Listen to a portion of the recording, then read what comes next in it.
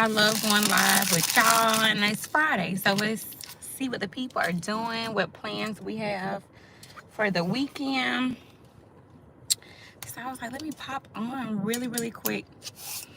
But y'all, at the end of the week, I'm sure just like everybody else, we be tired, wanting to get some rest in. But then you have a whole to-do list of things that you probably need to catch up on from the week, or just things that you normally do on the weekend, groceries, planning for the next week. Y'all, these 2 days go by so fast.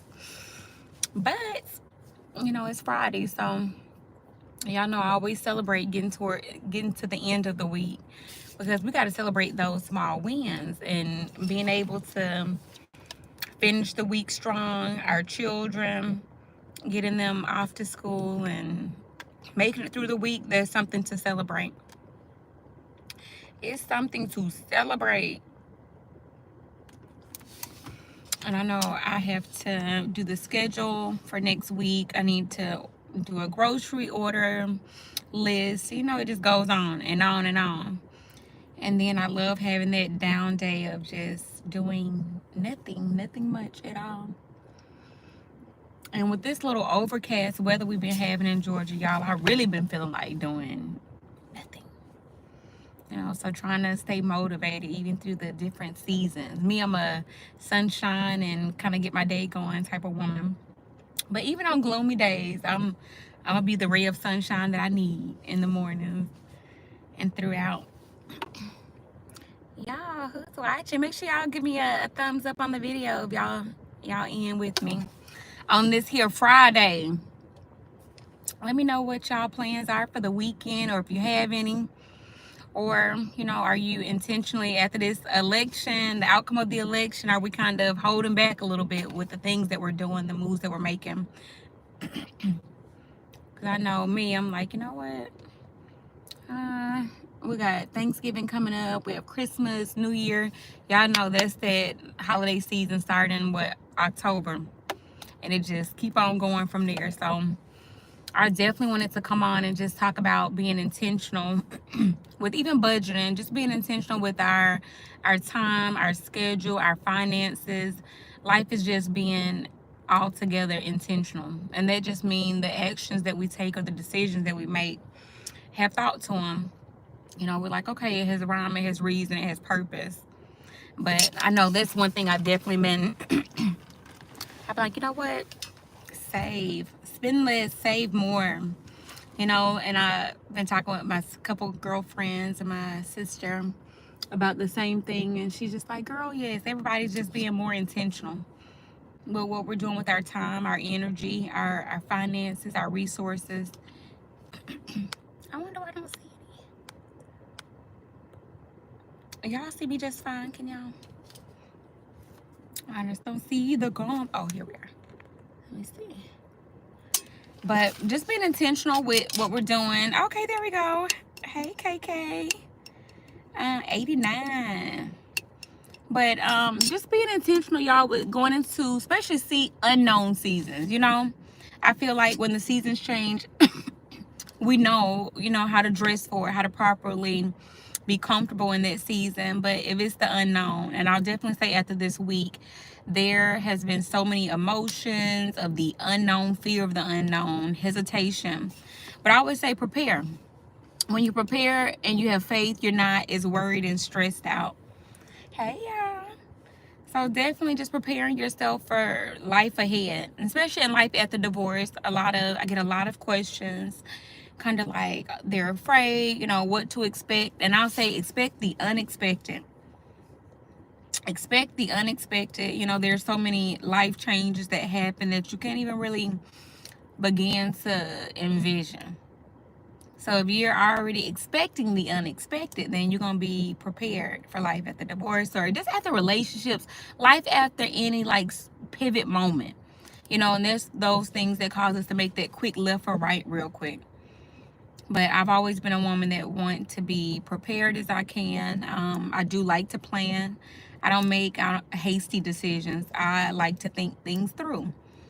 And I think that's total benefit of being mature, because remember, we have children, we have jobs, we have different things that we have to consider when we're making our decisions, especially as a mother and a single mother. If you know you don't have a huge village and a lot of support, the decisions that you make are even more critical to your outcome and your children.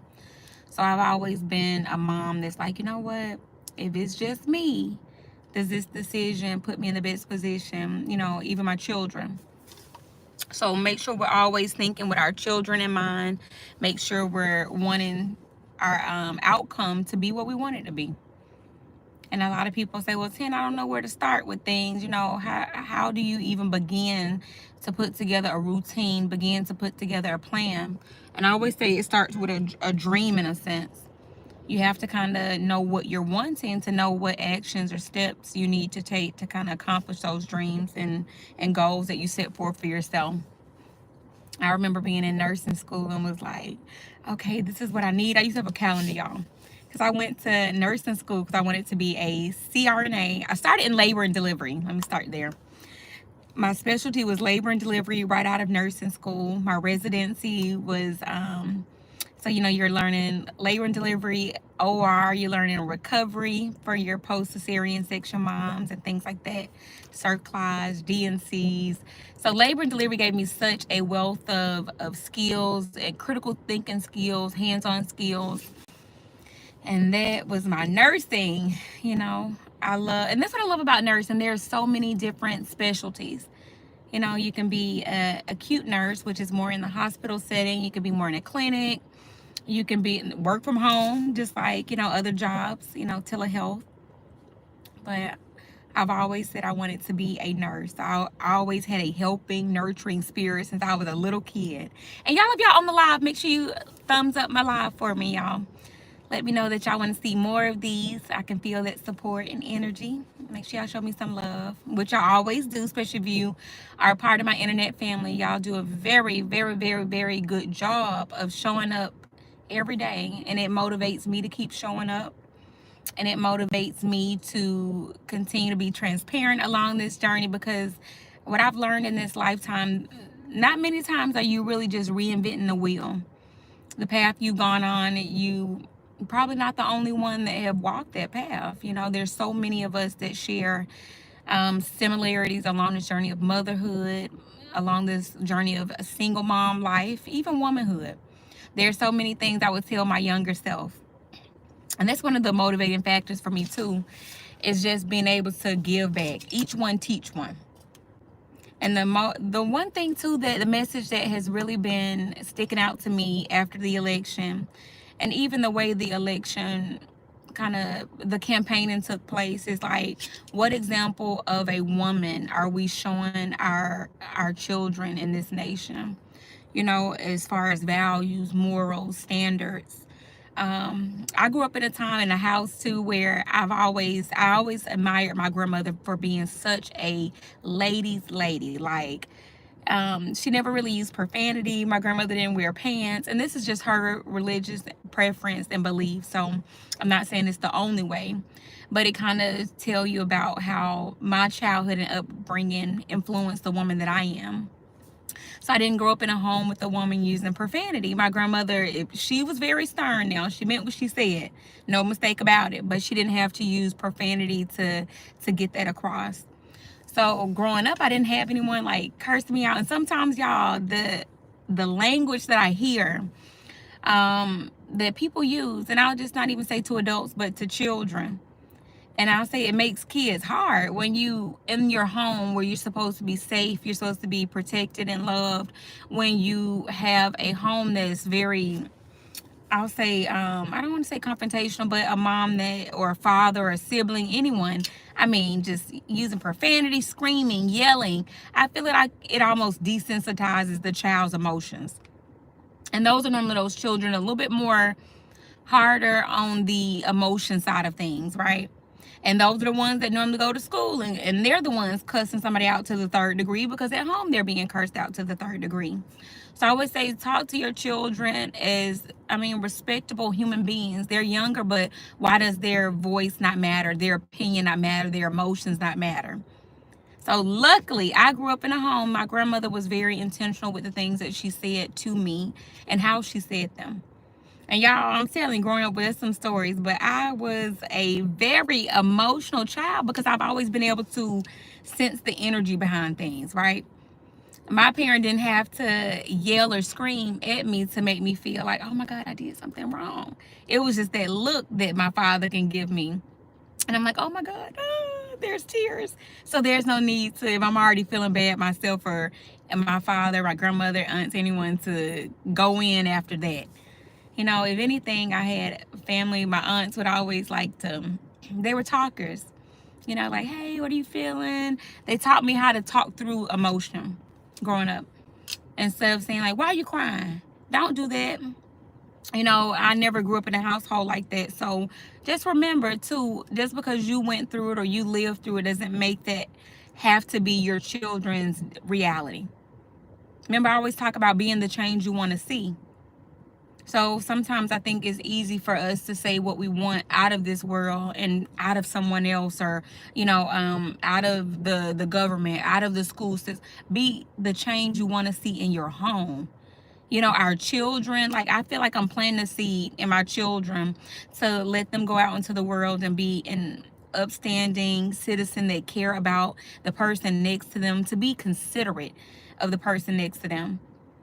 So a lot of our messages, a lot of our chats that we'll be doing, y'all, is trying to bring back morals, values, respect for thy neighbor, your friend. It doesn't have to be a family member for you to love and respect, or at least respect, y'all. Be considerate of other people, and that's something that I've noticed is lacking lately.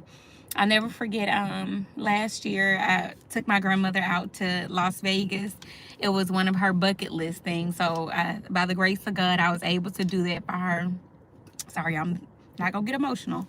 I took her to Las Vegas, and I remember just flying with my grandmother, and I would maybe travel. I think I had maybe Thai one year, and I went to pick up my grandmother. She was visually impaired. And y'all, I have just so many stories to give y'all, but stay tuned because the book is coming in very, very soon. But my grandmother was visually impaired in her latter years. And I just remember I would always have a wheelchair, and I'll push my grandmother. And literally, y'all, I've been steering like a baby stroller, and my grandmother, I would always put her in the little electric scooter, and she couldn't see to steer it, so I would just hold it and steer with one hand and walk beside it. But I always wanted her to feel as independent as she could, or at least getting them out of the house.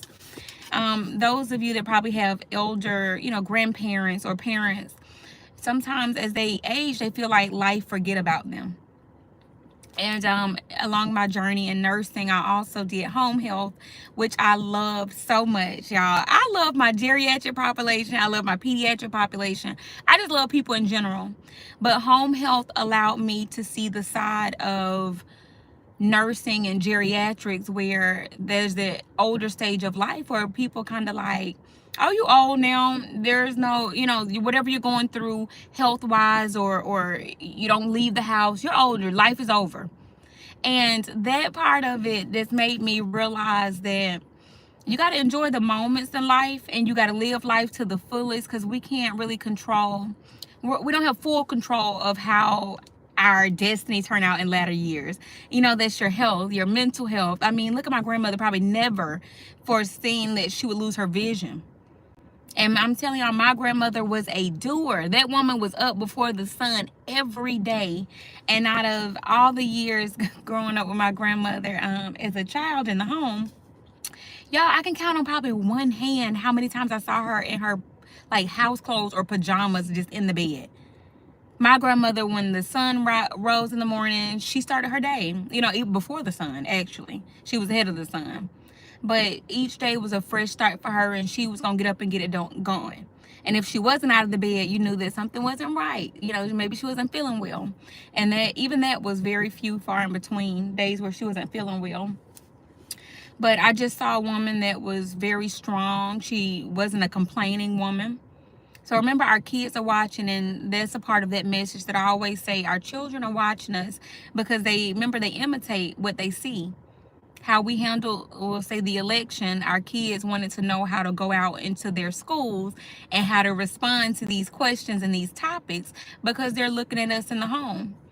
And I'm not saying that there's one way to look at it, or right or wrong, or what party. Remember, I'm not here to choose, which direction. I'm just here to remind us that our children are watching, they're listening, they're being a sponge. Y'all show me some love too on the likes. I appreciate it. Let me know y'all following me. But just being more intentional all around, and that's what I do. And we're human as mothers, as fathers, every day is not perfect.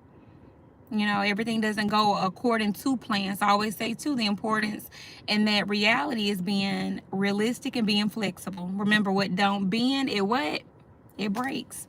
So be flexible day to day, but know that our children are watching. Give yourself grace because nobody is perfect.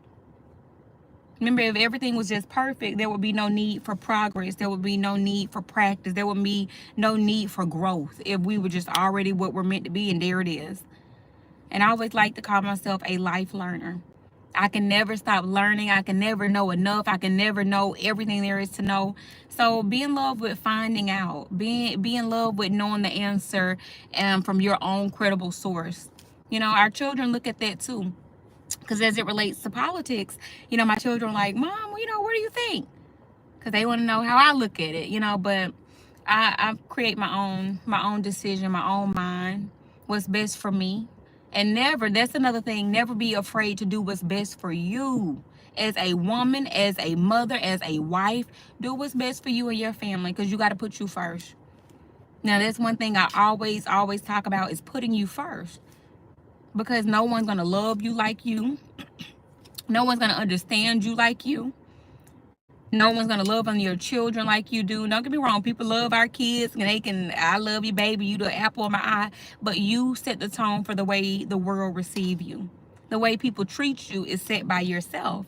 And that's why I say in this day and age, we got to bring back morals, values, even shame.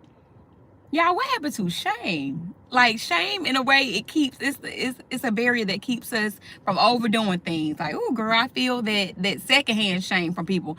I know I feel it bad. So some stuff I can't even watch nowadays, y'all. And I'll definitely say just one of them was during the presidential debate, and when they were doing their rallies, the choice of people that came along to speak on behalf of the candidate, which I'm all for using your celebrities, people with platforms and things like that. But when we start twerking on the stage, everything is just hanging out, and we turn what should be something very serious, especially when we are on the verge of war. And when our country right now is needing a strong leadership, we got to think about the message that we're putting out to our children.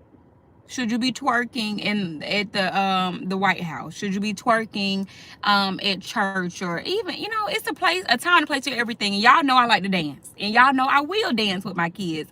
But we got to remember to teach children that it's a time and it's a place for everything. And it seems like we got to remind adults that too.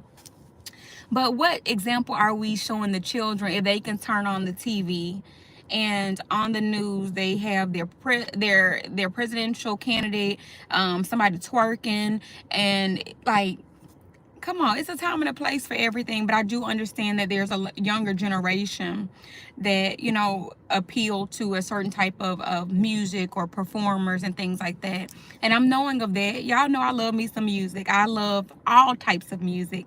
Myself, I'm an artist. I like to produce music. But I do believe that there's a message in that delivery of music. And I think we should be more intentional about the message that we're delivering to our youth. And even for me, I talk about life after divorce, but it's not from a sense of like, everybody divorce your husbands, divorce your wives, and let's all be single people. Absolutely not.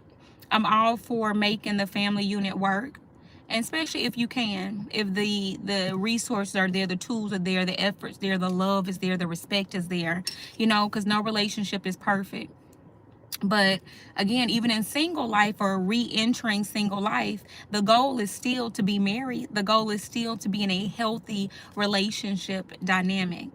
It's not to enter the single world and just be out here forever and ever. So I always want to make sure I talk about that.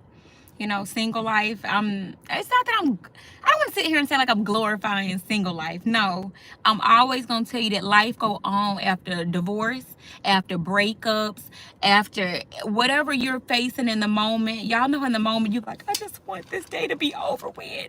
Trust me, and the further you go out from that day, that problem that seemed larger than life, every day that you get past it, it shrinks.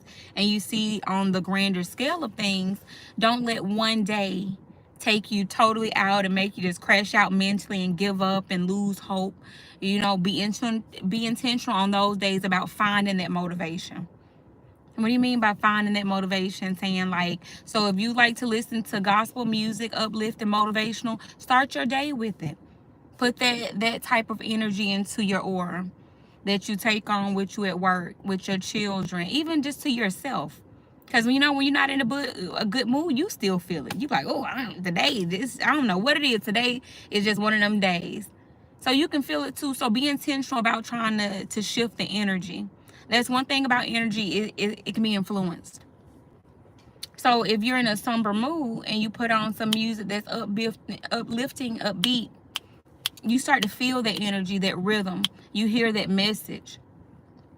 So be intentional about seeking your healing, your happiness. Be intentional about setting the tone or changing the tone. For me, if something is too sad, I'm like, don't trauma dump. I don't like trauma dumping. So if it's somebody that call you or that speak to you and it's always something negative, y'all remember energy, baby, it's infectious. And that's why when you see someone, it can make you want to smile. If you see somebody, it can totally put your whole little energy off because theirs is off. So one thing I say too is be intentional about the energy that you're coming in contact with, the people that you are allowing into your space, into your energy. Same thing with my children. I'm very intentional about the music that they're listening to, what they're watching on television. Remember, y'all, we got to stay in tune and in the loop when we have children, these cell phones, the internet. Y'all remember, I always tell my kids, once you push send, it's out into the world forever and ever, and there's no bringing it back. So making sure that we're talking to our children about how to use, electronics safely. There's things like Roblox, but I think of Roblox, of course, we say that's for children, but there's grown people on Roblox. Now, what they doing over there, I don't know, because there's too many games for adults and other things for adults to do than to be on an app that I feel like should be totally for children. But with that being said, remember, we can't control everything in the world, but what we can control is the resources that we're giving to our children and then monitoring how they're using them. So those putting the parental locks on the phone. So I always say, as it comes to parenting, especially teenagers, our job is to protect them from themselves. Y'all know how like kids may have it figured out, like, Mom, I'm gonna warm up something in the microwave and it's aluminum foil. They don't know, like, hey, I'm protecting you from yourself. And even overindulging in social media. Remember, they constantly see a certain image of beauty, or they think that the fight videos are entertaining and funny, and be careful what our kids are putting into their energy and into their psyche as well. I tell my kids, like, don't laugh at someone else's misery as entertainment. Never feel like that's entertainment. So I'm just teaching my children to care, to be considerate, loving, caring. Remember those morals, values, and we definitely need shame. Shame is going to keep them from doing the most. So just don't forget that, y'all. But I wanted to pop on with a quick message. And y'all, make sure y'all show me some love. Let me know if you like these lives and these just real talks with Tam. There's so much more for us to discuss going into the new year, into the holidays. And then, y'all, the book. It's going to be a book just giving y'all more stories about my life and growing up and just all the things that I can't put into a 1 minute, video for social media. But the book is going to have a lot in it and the way forward. And I hope it inspires, motivates, and just give a deeper understanding of Tan. So life with Tan. All right, y'all. So my babies are getting home and mom life, y'all know it never stops. So I just wanted to come on really quick with my internet family, but I'll see you on the next video. Bye, y'all.